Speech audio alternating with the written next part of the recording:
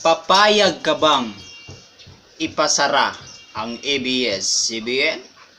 Yes or no? Yan ang pag-uusapan natin ngayon mga kadanak. Pero bago yan, welcome muna sa channel kong Boy Danlak Official. At kung bago ka pa sa channel ko, alam mo na yung gagawin mo. Pindutin mo yung notification icon. Like and share. Laki ng ilong ko, no? Alam niyo mga kadanak, itong ilong ko parang mat. Yan, no? Divided. Hoy, tawang-tawa, ha? Hala, kalahi, baklan to, ah. Charot. Ito na nga mga kadanlak, ang pinakamabigat at pinakamalaking pagsubok na pinagdaanan ng ating paboritong telebisyon na ABS-CBN. Na kapag hindi ma-renew ang kanilang kontrata mga kadanlak ay may posibilidad na mag-shutdown o ipasara ang ABS-CBN. Kung ako ang tatanungin mga kadanlak, para sa akin na to, personally, it's my opinion. Ha! Wow! English! Hey! Yung ginagawa ko. Para sa akin mga kadanlak, walang dahilan para ipasara ABS-CBN. Kung nagkamali, parusahan. Kung may paglabag, pagbayarin. Pero hindi sagot yung ipasara mo ang ABS-CBN. Bakit? Ganito. Ang ABS-CBN, 65 years nang naninilbihan, nagbibigay ng serbisyo sa milyon-milyong Pilipino sa buong mundo, mga kadanlak. Kung hindi sila tapat sa kanilang serbisyo at hindi sila totoo sa kanilang mga binibigay na serbisyo, mga palabas at kung iba-iba at kung ano-ano pa, hindi sila aabot sa 65 years. Right? Senior citizen na ang ABS-CBN. Kaedad lang ng papa ko ang ABS-CBN. 65 years nang nagbibigay serbisyo sa milyon-milyong Pilipino. Ang papa ko 62 years old. So, 3 years lang ang lamang.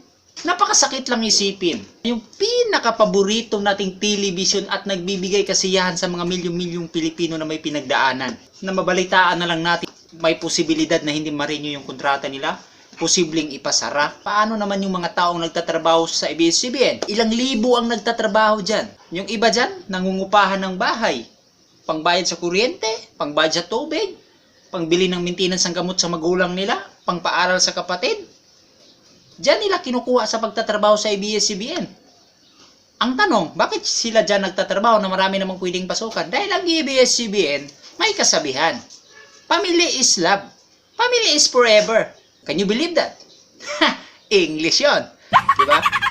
Marami ng buhay ang nabago dahil sa ABS-CBN. Maraming mga taong naghihirap na tinulungan ng ABS-CBN. Maraming bata silang sinagip sa lansangan na pinabayaan ng magulang, inabandona ng magulang, sinagip ng ABS-CBN. Yan yung Bantay Bata 163. Nakapagtapos yung mga bata, nakapagkolehiyo, nagtrabaho ng maayos.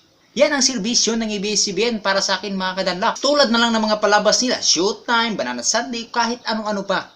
Yan yung nagbibigay ngiti sa ating mga milyong-milyong Pilipino na hanggang ngayon solid na sumubaybay sa ABS-CBN. Kaya nung binalita yan mga kadanlak na baka hindi nga ma-renew ang kontrata nila, nagulantang yung buong Pilipino, buong sambayanan. Na bakit ganon? Sa haba-haba ng tinakbo, sa haba ng panahon, may posibilidad na ma-shutdown o ipasara. So kung ikaw ang tatanungin ko, papayag ka ba? Ako hindi. Dahil ang ABS-CBN, kahit anong kalamidad pa sa ating bansa, kahit anong kalamidad pa sa Pilipinas o kahit saang ibayo ng bansa, nandun ang ABS-CBN, hindi nawawala. Laging nangunguna sa serbisyo. Inuuna yung mga taong naghihirap. Nililigtas yung buhay kahit na lumagay sa alanganin yung mga reporter o kahit sino pa. Tulad na lang ng magyera, may barilan, may bagyo, binabaha, pagputok ng bulkan. Diyan ang mga ABS-CBN. Nagbibigay tulong, lingkod kapamilya. Nagbibigay serbisyo sa mahihirap. Marami nang nabigyan ng negosyo. Marami nang binigyan ng house and lot. Maraming buhay ang nabago dahil sa ABS-CBN. Isa na ako doon mga kadanlak. Noong 2003-2002, balikan ko lang mga kadanlak. Elementary days ko yan. Dahil sa ABS-CBN, nagsumikap ako sa buhay. Totoo yan, ha? Bakit ako nagsumikap sa buhay? Dahil ako mismo, mula ng pagkabata ko, solid ABS-CBN ako. Okay? May wawawi pa noon. Ang showtime ata nagsimula sa 10:30 AM o 11 AM. Pagkatapos nun, wawawi. So kapag manood kami niyan mga kadanlak, maniwala kayo sa hindi. Kapitbahay namin mismo, kamag-anak. Magbabayad kami ng 2 piso para makanood lang kami ng palabas sa ABS-CBN. Totoo yan. Dahil sa probinsya namin, bukid kasi yon, bihira lang magkaroon ng TV, yung di antina pa. Pukpukin yung likod para gumanda yung signal. So magbabayad kami ng 2 piso para manood kami. Kaya sabi ko sa sarili ko, sana balang araw, magkaroon ako ng TV. Sawa kaming manood ng kahit anong palabas ng ABS-CBN. Si Ernie Baron, naabutan ko yan.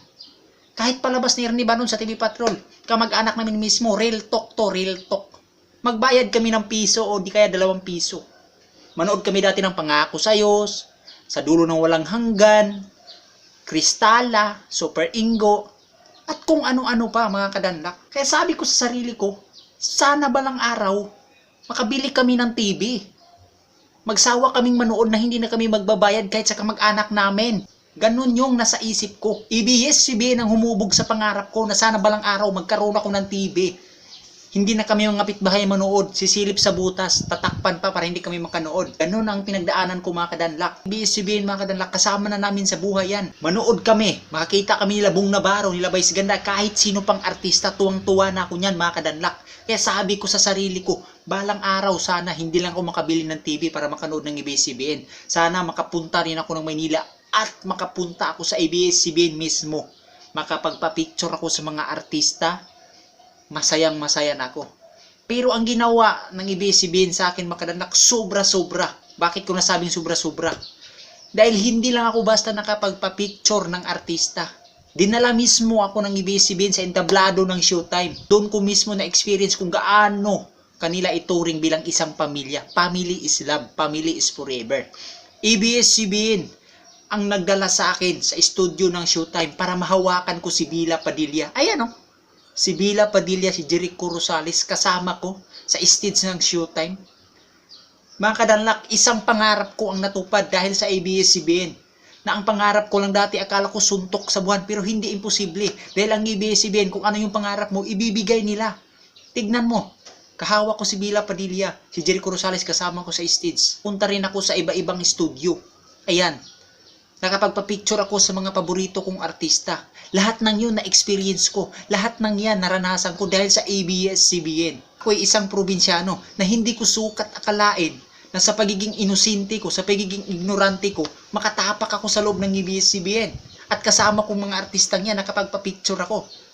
So sabi ko, walang imposible sa ABS-CBN kapag sila nagbigay ng serbisyo, kung ano yung pangarap mo, ibibigay nila. So yan mga kadanlak. Yan yung pinagdaanan ko. Kaya ang ABS-CBN, napakalaking pagsubok ang pinagdaanan nila ngayon.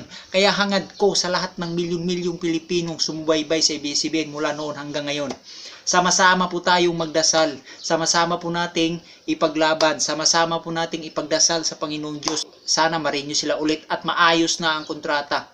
Napakalungkot ng isipin mga kadanlak na kung kailan malapit na akong makabili ng TV. Ngayong March, uuwi ako sa aming probinsya. Makabili na ako ng sariling TV. Para makanood na kami ulit ng ABS-CBN na magsawa kami. Nalungkot lang ako dahil sa nakita ko nga sa balita na may posibilidad na hindi ma-renew ang kontrata nila, may posibilidad na ipasara sila. Huwag sanang mangyari. Dasal ko lagi yan. Lahat tayo, milyong-milyong Pilipino, ipagdasal natin ang ABS-CBN. Dahil alam naman natin ang ABS-CBN, marami na yang natulungang mga Pilipinong naghihirap. Maganda ang serbisyo. Para sa akin, hindi sila abot ng 65 years kung hindi maganda ang serbisyo nila sa buong Pilipino. So, yun lang mga kadanlak. Tulungan natin ang ABS-CBN. Alam ko, hindi madali ang pinagdaanan at pagsubok na dumating sa kanila ngayon. ABS-CBN, nandito lang kami sa bayan ng Pilipino. Nagdarasal para sa inyo.